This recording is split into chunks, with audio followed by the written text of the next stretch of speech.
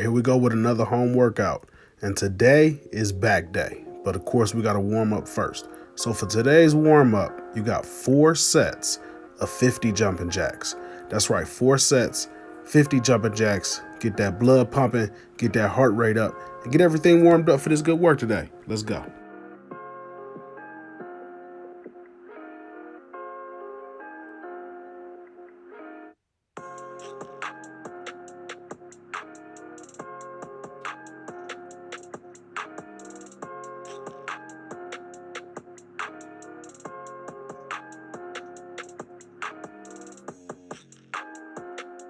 Our first move today is going to be straight leg deadlifts.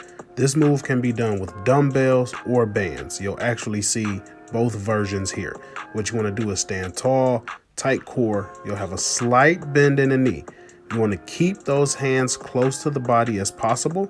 You'll lean forward with a flat back, stand up and squeeze the glutes. Most people will do this move on leg day, but it is an awesome total back exercise.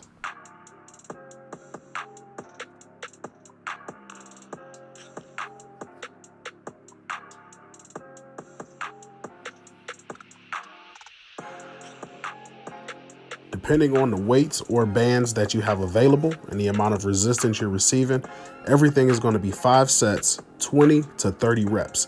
Set your rep ranges here so that you're getting a good burn, but you don't want total failure. We still want to be in good condition to train again tomorrow. So 5 sets, 20 to 30 reps.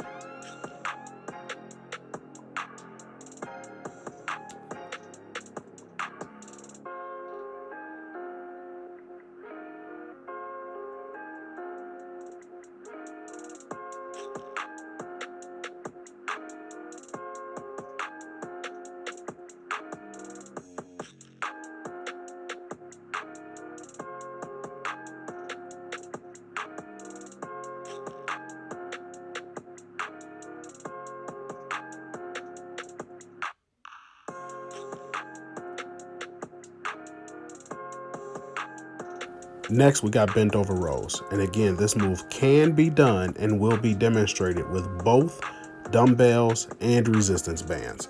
You want to hang the weights right out in front of your chest, pull and squeeze in the back, pulling your shoulder blades together in the back. Now you'll notice here my pace is pretty fast, but you want to be slow and controlled and squeeze in the back, pumping as much blood and oxygen into those muscles as possible. As always, one of the great things with bands is you can adjust the resistance just by where you place your feet or how much tension you give yourself on the band so that you're still getting a great workout and a nice squeeze on the back.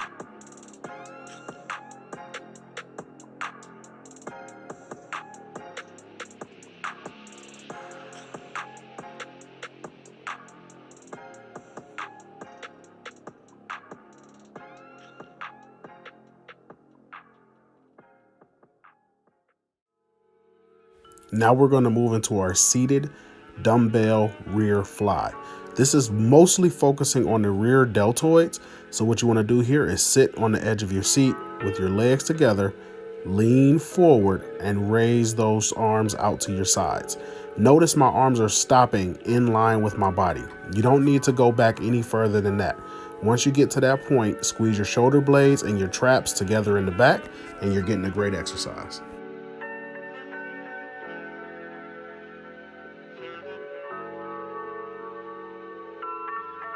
Next, we have the bent over single arm row. What you're gaining here that you're not getting on the 2-arm row is more muscle contraction and concentration on just one side. Full range of motion, and as you're pulling at the top, there's a slight twist. This helps bring the lats into the exercise more, which we're not getting in our home workout right now, unless you have a pull-up station or you have somewhere where you can hang your bands and pull down. So what this does is it engages the lats more so that you can get that strong, wide back.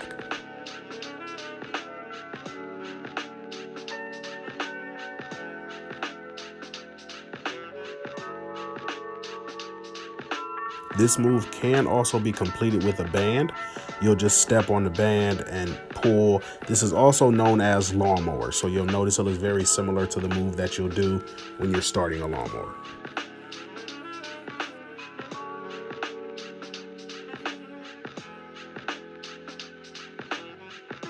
Next, we're moving into the standing rear resistance band fly.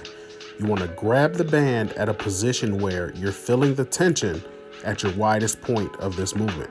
You want to stand tall, tight core, putting the arms straight out on one even plane and squeezing in the back. This is an awesome move for the rear delts and the traps as well.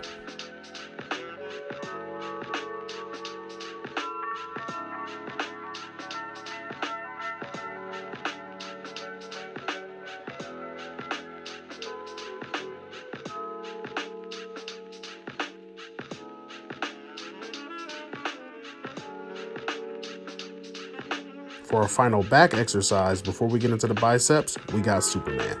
This is an awesome move for the lower back and the glutes, which are very important when you're speaking of posture and just lower back health overall. So what you want to do here is you want to lay out as you see, as Superman would be flying, hence the name of the move. You want to pull your core up, squeezing the glutes and the lower back. Slight pause at the top so that you're activating the sciatic nerve along with the glutes, the hamstrings, and the rhomboids. So this is a great move overall for that lower back strength and overall back health.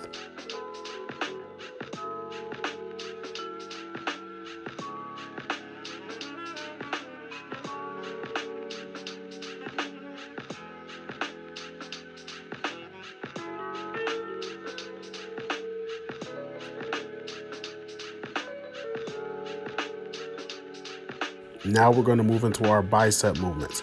We have 3 basic movements today. The first is going to be the hammer curl. Notice how my palms are facing in as I'm curling the weight. You want to curl and squeeze at the top, no swing in the shoulder. Everything is being activated by the bicep. All right, we got 20 reps, 20 to 30, depending on your rep range, 5 sets.